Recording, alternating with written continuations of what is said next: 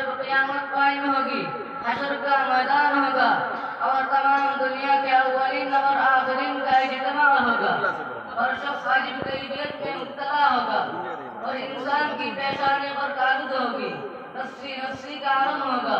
قرآن نے اس کا نقش عجیب انداز سے بیان کیا ہے، فرمایا یوم یفر المرء من اخیہ وامہ وابیہ وصاحبتہ وبنیہ لکل امرئ منہم یومئذ شأن یغنیہ وجوہ یومئذ مسفرہ ضاحکۃ مستبشرہ ووجوہ یومئذ علیہا غبرہ ترہقها قطرہ اولئک هم الکفرۃ الفجرہ۔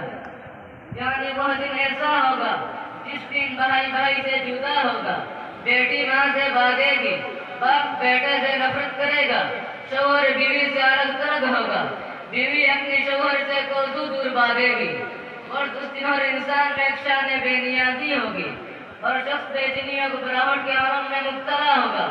وقت جلوہ مجداہوں کی جانب سے بھی ارشاد ہوگا کہ آج یہاں نہ تمہاری جائیداد کام آئے گی، نہ تمہاری محلات تمہیں بچا سکیں گے، نہ تمہاری دوست و احباب کا جمع غفیر بچا سکے گی۔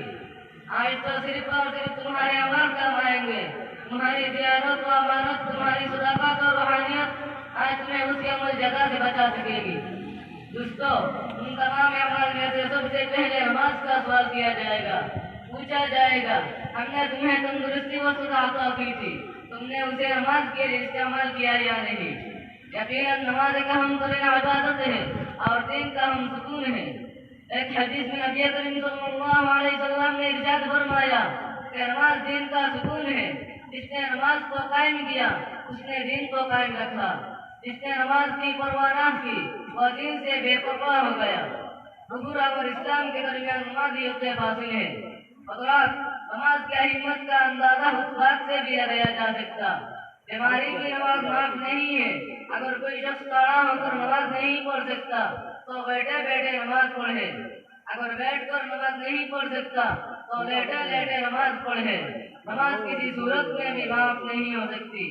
ہم عہد کریں انشاءاللہ نمازوں کا احترام رکھیں گے، پانچوں وقت خدا کے دربار میں اپنی پیشانی جھکایا کریں گے۔